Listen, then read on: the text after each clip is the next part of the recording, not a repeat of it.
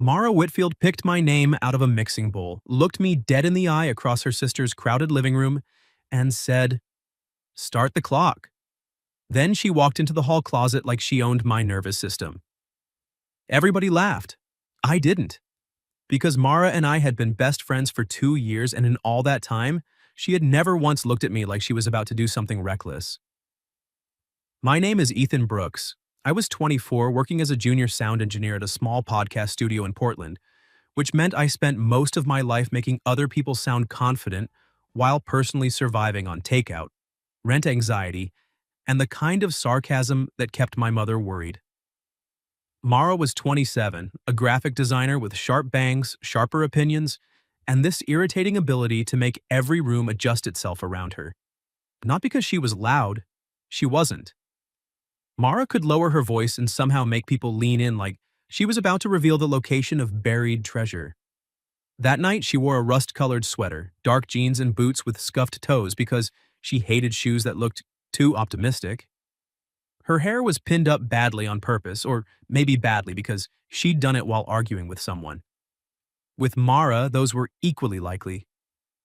We were at her younger sister Paige's birthday party, which had started as wine, snacks, and board games, then somehow turned into grown adults recreating middle school party games with craft cocktails and lower back pain. I had been standing by the bookshelf trying to look amused instead of deeply threatened, when Paige clapped her hands and announced, "7 minutes in heaven." I said, "Absolutely not." Mara from the armchair said, "That's what people say right before their lives improve. That's what people say right before someone ends up explaining something to HR. We don't work together. I work with microphones. I know how confessions ruin people." She smiled into her glass. That was the problem with Mara. She smiled like she already knew the ending and was just waiting for me to catch up. I should explain something before you judge me for freezing in a living room full of adults eating spinach dip. Mara was not just my best friend. She was the person who noticed when I stopped talking in groups and rescued me by starting a ridiculous argument about whether soup counted as a beverage. She was the person who once drove 20 minutes to bring me a replacement shirt after I spilled salsa on myself before a client meeting, not because I asked, but because she said, "You panic like a Victorian widow, and I can't watch it happen." She was the person who remembered that I hated being sung to on my birthday, so instead, she mailed me a single kazoo with a note that said, "For private humiliation only." I liked her before I admitted I liked her. Then I liked her so much I built a whole personality around not admitting it. There were reasons. For one thing, she was 3 years older, which mattered less in real life than it did in my head. For another, when we met, she had just gotten out of a long relationship with a guy named Travis, who treated every conversation like a debate he had already won. She was bruised in ways she joked around, and I was careful. Maybe too careful. By the time she healed enough to laugh without checking herself afterward, we were already us. Movie nights, errands, inside jokes. Her stealing fries from my plate without asking because, according to her, friendship is a tax system. Mia fixing the warped drawer in her kitchen because she refused to stop kicking it closed with her hip. Best friendship was safe. Wanting more felt like setting fire to the only house I trusted. So when Paige said my name after Mara drew it, and the whole room made that low, ooh sound adults make when they are pretending not to be 12, I laughed like a normal man with normal blood pressure. "Redraw," I said. Paige hugged the bowl to her chest. "No redos." Mara stood. The room shifted. She didn't look embarrassed. She didn't look drunk either. She looked calm. Too calm, like she had decided something before the game even started. "Mara," I said softly, a warning wrapped in a plea. She tilted her head. "What?" "You don't have to." Her eyes held mine for half a second longer than friendship required. "I know." That shut me up. She walked past me, toward the hallway. As she passed, her fingers brushed the inside of my wrist. Not a grab, not even a full touch. Just enough contact to send a stupid, bright current up my arm. I followed because apparently I had no survival instincts when she was within 10 feet. The closet was bigger than it looked from the outside, mostly used for coats, a vacuum, and 3 storage bins labeled by a woman who had given up halfway through. One said winter, One said Misk. One said, honestly, who knows? Mara stepped in first and turned around. I hovered at the threshold. Behind me, someone shouted, "Door closed, or it doesn't count." Paige yelled, "No cheating." I said, "This is legally unenforceable." Mara reached past me and pulled the door shut. The latch clicked. The noise from the party became muffled, softened into laughter and bass from somebody's playlist in the living room. The closet smelled like wool coats, cedar blocks, and Mara's perfume, which was faintly smoky and sweet in a way that always made me think of late October and bad decisions. There was a narrow strip of light under the door, just enough to outline her boots near mine. We were close. Too close for people who had spent 2 years pretending not to notice each other's mouths. I cleared my throat. So, this is a strong commitment to party participation. Ethan. I stopped joking. Mara had that effect when she said my name without decoration. In the dimness, I could make out her face, the line of her cheek, the curve of one eyebrow, the nervous press of her lips. That was when I realized she wasn't as calm as she had looked. She was scared.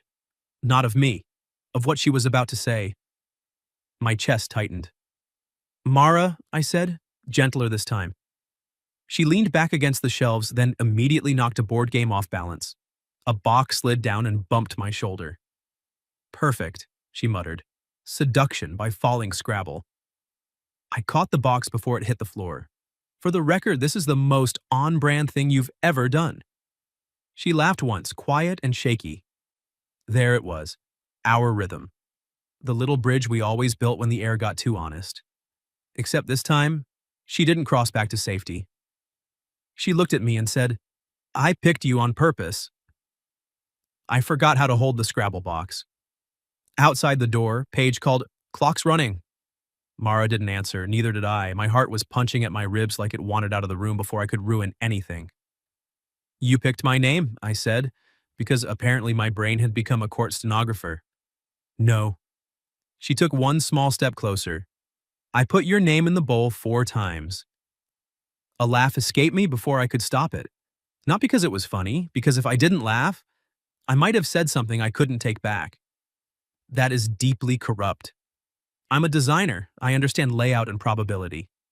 You rigged a children's party game. I created an opportunity. For what?" Her gaze dropped to my mouth. Just once. Quickly. But I saw it.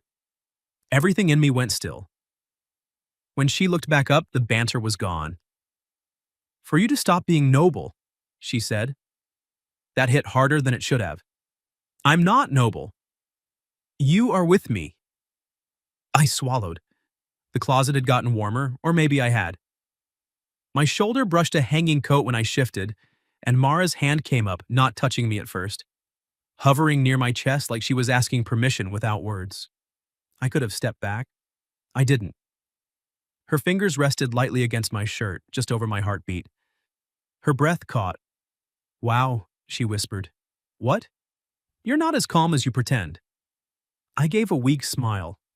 "I have never pretended successfully in my life." "That is a lie. You have pretended not to want me for months." The party outside might as well have disappeared. I stared at her. There are moments when a person hands you the truth and you realize how heavy it is. Not because you don't want it, because you do. Because you want it so badly you have no idea how to hold it without dropping everything else. "Mara," I said, "if we do this wrong, I know. You're my best friend. I know. I don't want 7 minutes if it costs me the rest of you." Her face changed, softened. For a second, she looked like I had reached straight past every joke she had sharpened over the years and touched the part of her she kept locked in a quieter room. Then she stepped closer until the toes of her boots met mine. "Then don't treat it like 7 minutes," she said. My hand was still holding the Scrabble box against my side like an idiot. I set it carefully on top of a storage bin because apparently even in emotional crisis, I respected board game components. Mara smiled faintly. "There he is," she whispered. "Who?" "The man who makes room before he reaches." That did something to me. Something permanent. I lifted my hand and brushed a loose strand of hair away from her cheek. Her eyes closed for half a second, and the trust in that tiny movement nearly undid me.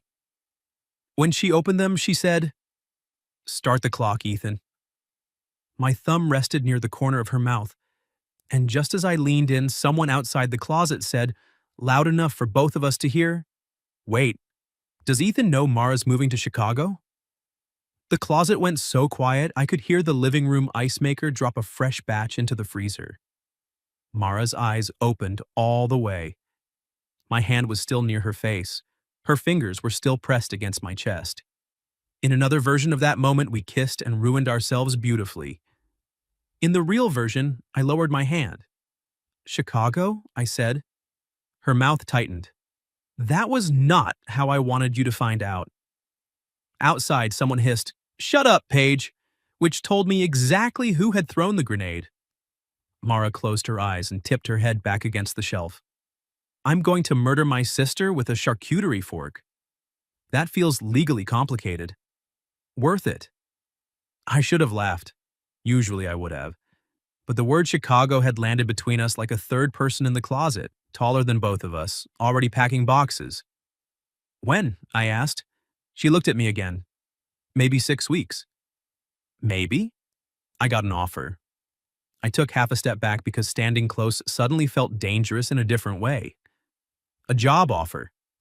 At a branding agency, bigger clients, better money, actual health insurance that doesn't feel like a dare. That sounds good. It is good. I nodded too many times like a dashboard ornament. "Good." "Ethan." "No, I mean it." "That's great. You should." "Of course you should." Her expression flinched, and I hated myself a little because there it was, my old talent for sounding supportive while quietly building a wall.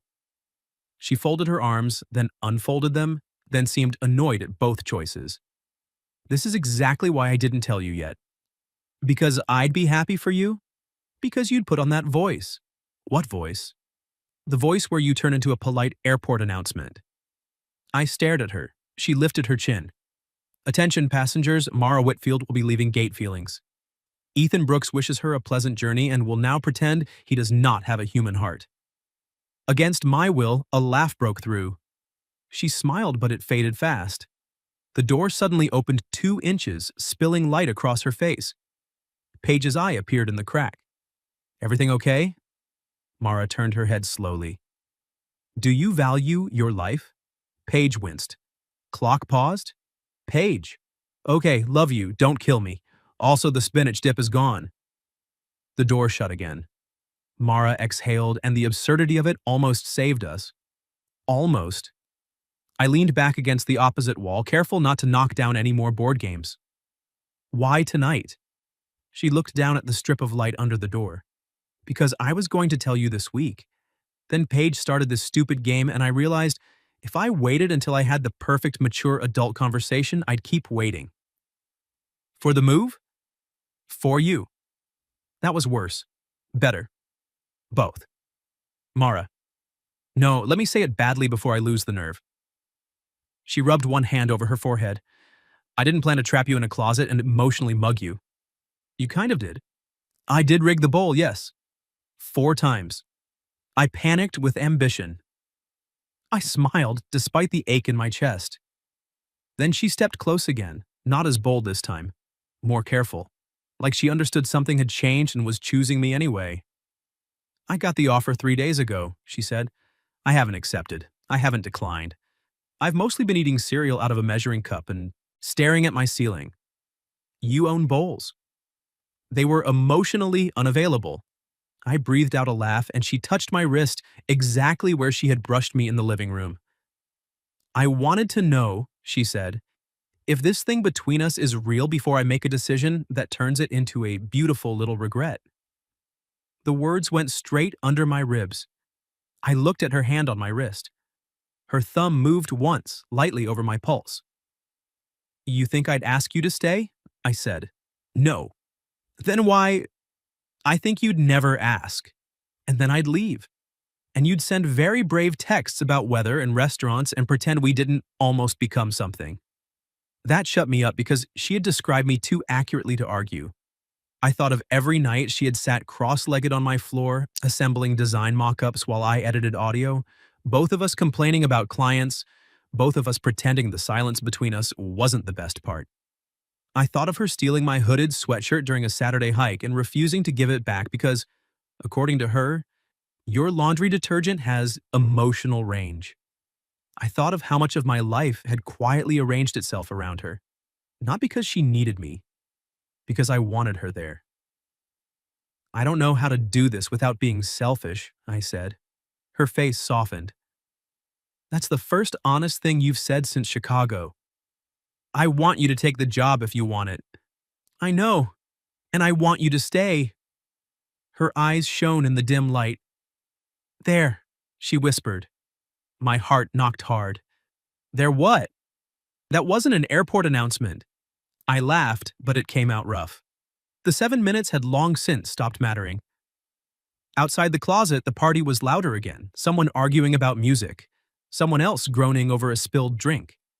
Inside, we were standing in the strange privacy of coats and dust and a future that suddenly had a deadline.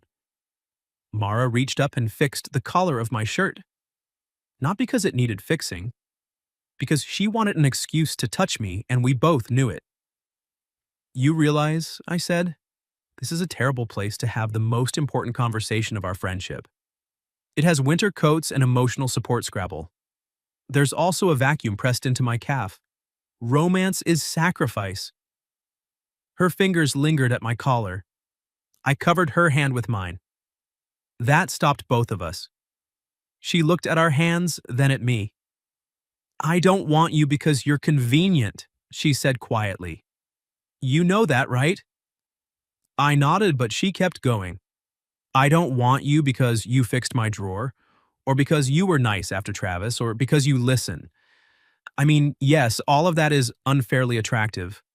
Unfairly? You're annoyingly competent with small household disasters. I'm putting that on my dating profile. Don't you dare have a dating profile. The jealousy in her voice was quick, unplanned, and so human that it warmed me all the way through. Oh? I said. She narrowed her eyes. Do not make me confess feelings and threaten strangers in the same closet. I'm listening. She took a breath. I want you because when you laugh for real, you look surprised by it. Because you treat quiet like it's not empty. Because you notice the weird stuff, like how Paige hides the good crackers behind the cereal when she has company. Because you make people feel safe without making them feel small. That last line hit too close to the part of me I didn't show anyone. I had spent years being the steady one, the useful one. The guy who carried speakers, fixed sinks, edited late, remembered details, stayed reasonable. I didn't mind it most days. But Mara was the only person who ever made me wonder what would happen if I stopped performing calm and asked for something I wanted. And what I wanted was standing 6 inches away from me. I want you, I said. Her breath caught. Not as a reaction to Chicago, not as a last-minute panic. Not because you're leaving and suddenly you're rare. You were rare on a Tuesday at the laundromat when you yelled at that vending machine for stealing my quarters. It did steal your quarters. You called it a chrome bandit. It had a record. I smiled, then let the smile fade. I want you because I'm better when I'm honest with you. And I've been lying by omission for a while. Mara's eyes searched mine. Then she lifted onto her toes and kissed me. It was not dramatic in the way people expect first kisses to be. No music swelled. No coats fell off hangers, though the vacuum did roll slightly into my ankle. It was soft at first. Careful. A question. Then I answered. I slid one hand to her waist and the other to the side of her neck, and the kiss deepened just enough to make my knees forget their job. Mara made a small sound against my mouth, half relief, half accusation, like she was mad at us for waiting this long. When we broke apart, her forehead rested against mine. Well, she whispered. I smiled. Strong. Party game. Paige will be unbearable. Paige already was. Mara laughed, and I felt it against me. For a few seconds, we just stood there, close and breathing, letting the friendship rearrange itself around the new shape of us. I didn't feel like I had lost my best friend. I felt like I had finally stopped standing outside the right door. Then the closet handle jiggled. Paige called, "Time's up, scandal people." Mara didn't move. Neither did I. Paige knocked twice. Also, just so you know, Mom and Dad got here early, and Mom is asking why Mara dragged Ethan into a closet like a Victorian kidnapper. Mara's eyes widened. I whispered, "Yeah, your parents are here?" The door swung open before she could answer, and Mara's mother stood in the hallway holding a birthday gift bag, looking from my hand on her daughter's waist to Mara's flushed face. Then she smiled and said, "Well, I guess Chicago isn't the only announcement tonight." Mara's mother, Vivian Whitfield, had the kind of smile that could either welcome you into the family or identify where the body was buried. At that moment, I wasn't sure which version I was getting. My hand was still on Mara's waist. Mara's hand was still gripping my shirt. Paige stood behind her mother with a face that said she was both sorry and absolutely going to tell this story at holidays. I released Mara like the closet had caught fire. Mara, however, did not release me. She slid her hand down and laced her fingers through mine. It was such a small thing. Quiet. Deliberate. But in the hallway, under the soft yellow light, with her family watching and the whole party pretending not to watch, it felt louder than any confession we had made in the dark. Vivian's eyes dropped to our joined hands. "Well," she said, "that answers one question." Mara lifted her chin. "Does it?" "It answers why you've been reorganizing your entire apartment for 3 days instead of calling me back." "I was not reorganizing." Paige coughed. She alphabetized her spices. Mara shot her a look. "You eat shredded cheese out of the bag at midnight." "Careful," Paige pointed at me. "See?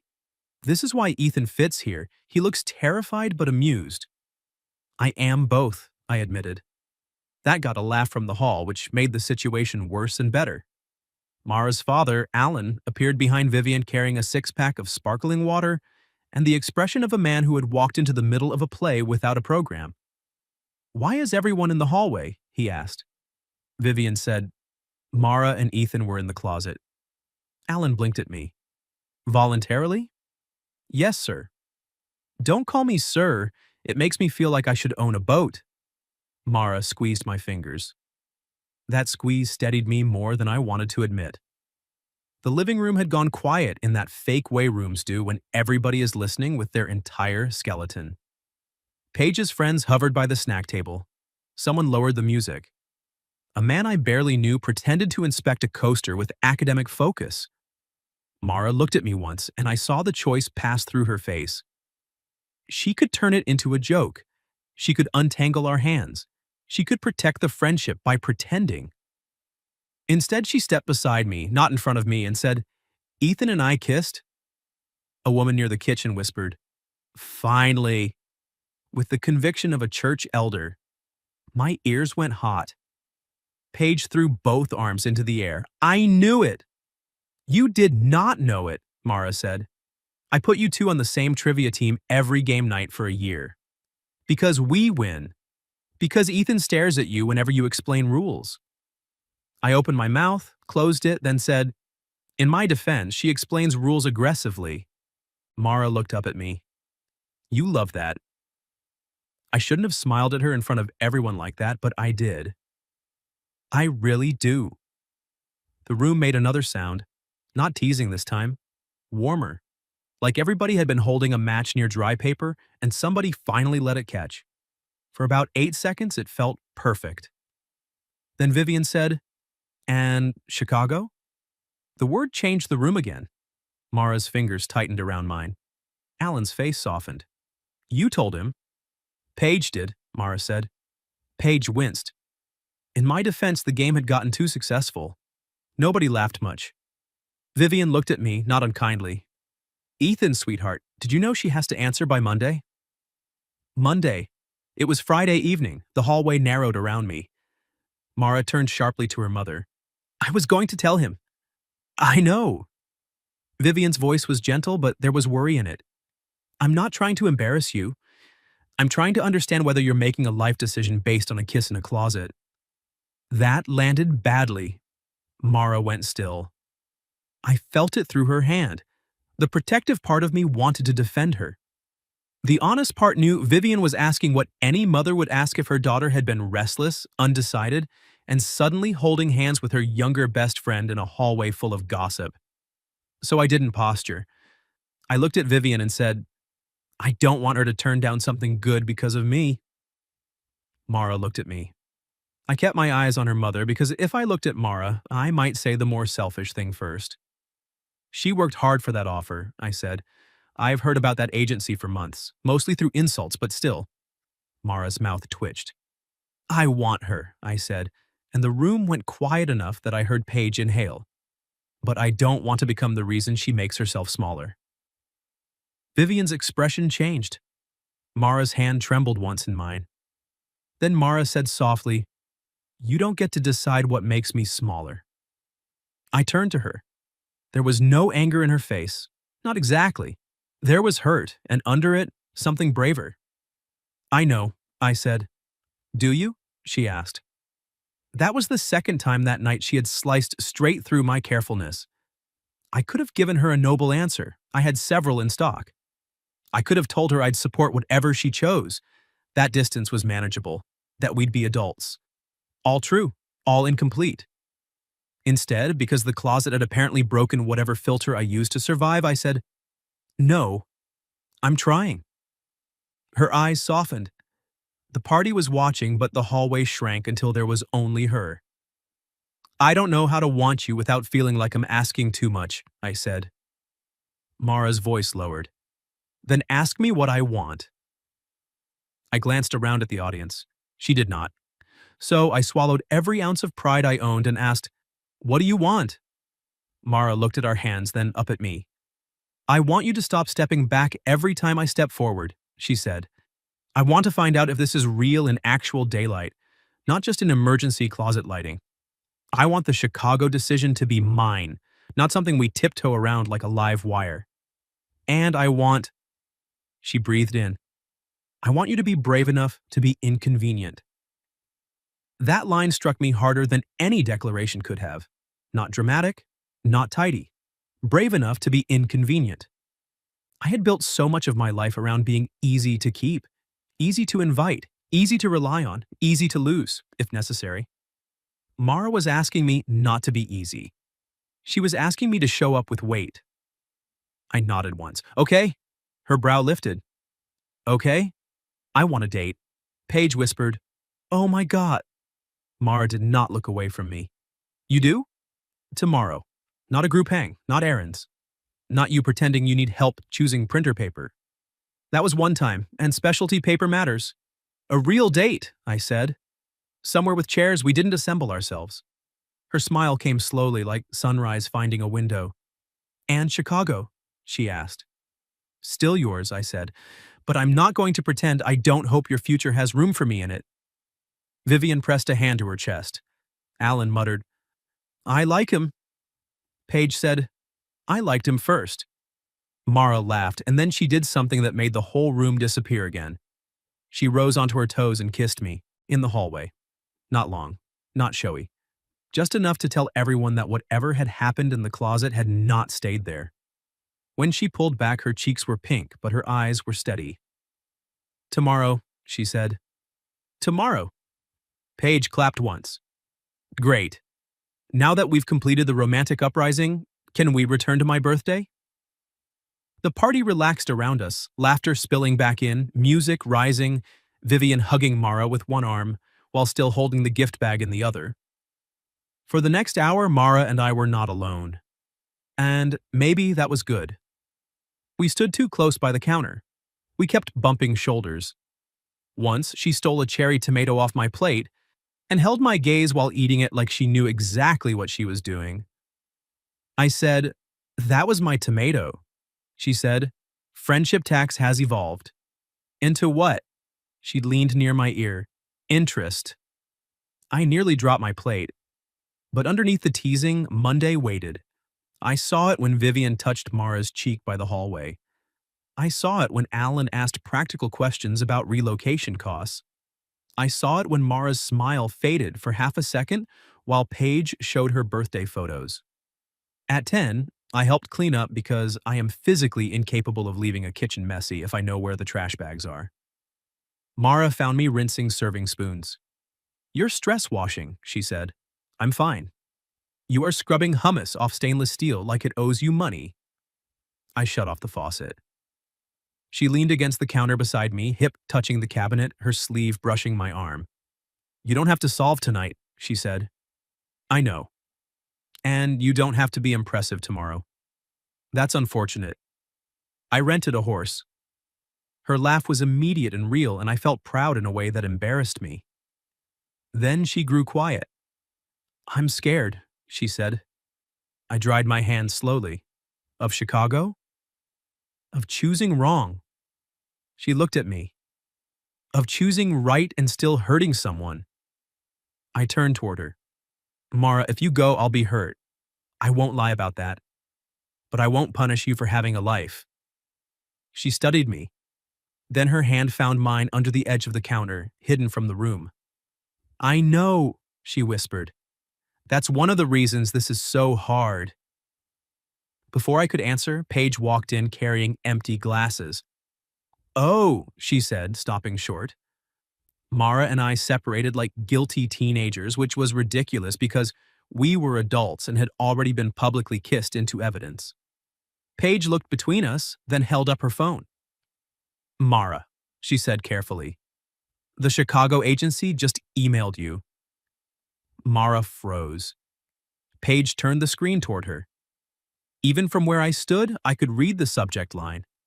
"Updated offer. Response needed tonight." For one dumb second, I thought Paige meant her own phone. She didn't. She was holding Mara's. Apparently, Mara had left it on the entry table between a stack of birthday cards and somebody's half-finished hard cider. Paige had grabbed it when it buzzed 3 times in a row, probably expecting a harmless message. Instead, the future had lit up the screen. Mara took the phone like it weighed more than it should. Her face changed as she read. "What does it say?" Paige asked. Mara didn't answer right away. I stayed by the sink with my hands damp and useless. Finally, Mara said, "They moved the signing bonus up. They'll cover relocation. But they need my answer by midnight because their second choice candidate has another offer." Paige whispered, "That's aggressive." "It's business," Mara said, but her voice didn't sound convinced. I looked at the clock on the microwave. 10:14. Less than 2 hours. That was the thing about real life. It had a rude habit of bringing paperwork to emotional breakthroughs. Mara's eyes found mine. No audience now, no closet, no hallway full of people making noises, like we were a limited series they'd been waiting to binge. Just us, a wet serving spoon, and an email with a deadline. I dried my hands on a towel. "Do you want to step outside?" She nodded. Paige backed out of the kitchen like she was defusing a bomb. "I will tell Mom nobody is allowed to form opinions for at least 15 minutes. "Make it 20, Mara said. Paige pointed at her. "Bold of you to assume this family can go that long." Mara smiled, but it didn't reach her eyes. We left, through the back door, onto Paige's little patio. The night was cool and clear. No cinematic storm, no dramatic rain trying to do our emotional work for us. Just a square of concrete, 2 folding chairs, a potted basil plant that had given up on life, and the distant hum of traffic. Mara sat on the low brick step. I sat beside her close enough that our knees touched. She stared at the phone in her hands. "This is absurd." "Which part?" "All of it." She laughed once without humor. "I pick you for 7 minutes in heaven like a lunatic, kiss you in a closet, announce us to half a living room, and then corporate America kicks in the door with a deadline." To be fair, Paige kicked in the door first. That got me a real smile, small, but alive. Then she leaned sideways, resting her shoulder against mine. That simple weight nearly broke me. I had wanted Mara in dramatic ways, sure. I was a man with a pulse and eyes. But more than that, I had wanted this, the casual trust of her leaning on me when everything got loud. I wanted to be the person she didn't have to perform around. Tell me what you're thinking, I said. I'm thinking if I say yes, I leave. She looked down. If I say no, I'll always wonder if I got scared. Of the job? Of becoming someone bigger than the version of myself I know how to manage. I turned slightly. Mara, you're already bigger than what you know how to manage. She gave me a look. That sentence barely makes sense. It made sense in my head. Was it crowded in there? Very, lots of panic furniture. She laughed, and her hand found mine between us. Not hidden this time. She laced our fingers together on the step. I don't want to lose tonight, she said. You won't.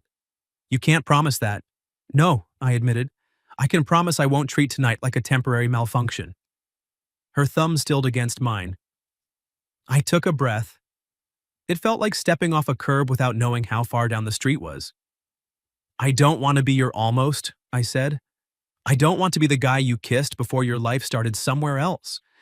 And I don't want you staying here because I finally developed courage under closet conditions. She looked at me, eyes bright. So, what do you want? I want us to make room for both truths. My voice was quieter than I expected. You may need to go. I want to be with you. Those things don't cancel each other out unless we decide they do. Mara stared at me like she was trying to catch me pretending. I didn't look away. I can visit, I said. You can come back. We can be very annoying with calendars. I can look for audio work there if we get serious enough for that conversation. Or you may decide Chicago isn't right after all. But I don't want distance to become the excuse I use because I'm scared to be chosen. Her lips parted slightly, then she said, You said if we get serious enough? I winced. Too much? No. Her voice softened. Say the other part. What other part? The part where you don't hide behind logistics. My heart started punching again. I looked at our joined hands, then at her face. I'm falling in love with you, I said. The words came out plain. No poetry, no grand speech. Just the truth, finally standing where I had made it wait. Mara went completely still. For one terrifying second, I thought I had ruined everything by being too much, too soon, too inconvenient. Then she squeezed my hand so hard it almost hurt. You absolute coward, she whispered. I blinked. That was not the response I expected. I have been waiting months for you to say something reckless, and you wait until there's a relocation package involved. I like complexity. You like emotional traffic cones. I'm improving.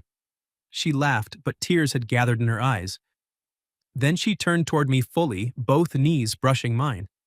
I'm falling in love with you too, she said, which is extremely inconvenient, and I resent how happy it makes me. That was the moment, not the closet, not even the kiss. That was when the friendship stopped being a safe room we were afraid to leave and became the foundation under something braver.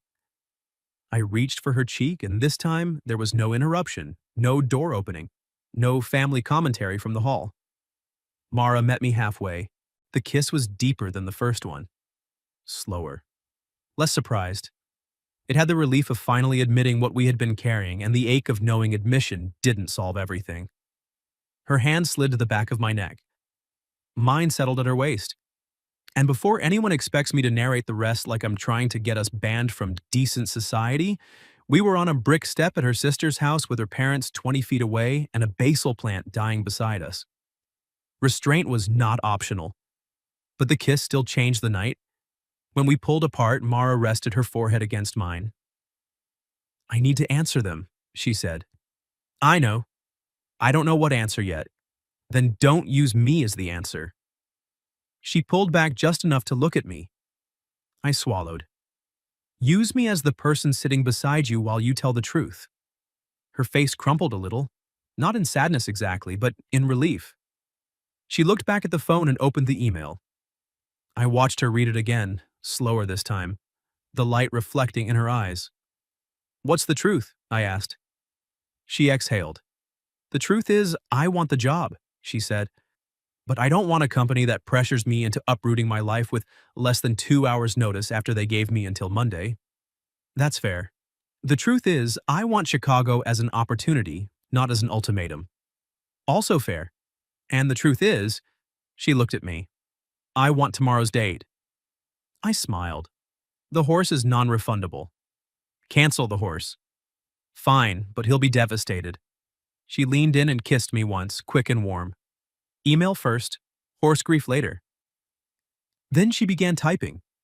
I didn't read over her shoulder. I looked out at the small yard, at the string lights along the fence, at the basil plant making a brave final stand. I held her hand while she wrote with the other. After a few minutes, she read it aloud.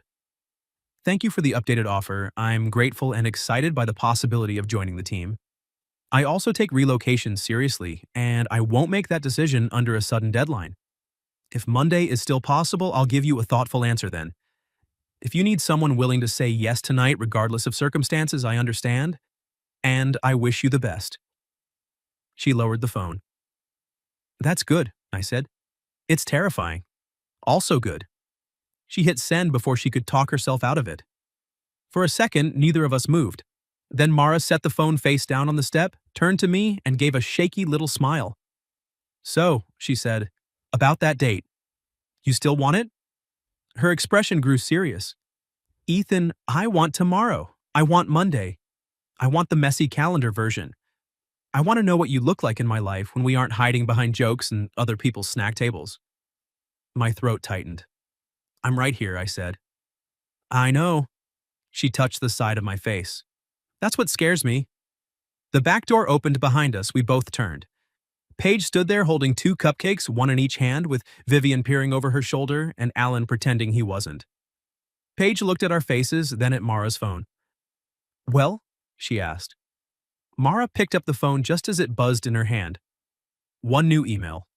She read the sender and all the color drained from her face. It's them, she said.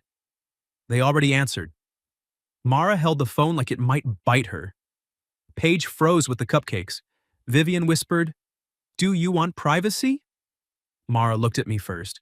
Not her mother, not Paige, not the email, me. That look did more than any dramatic speech could have.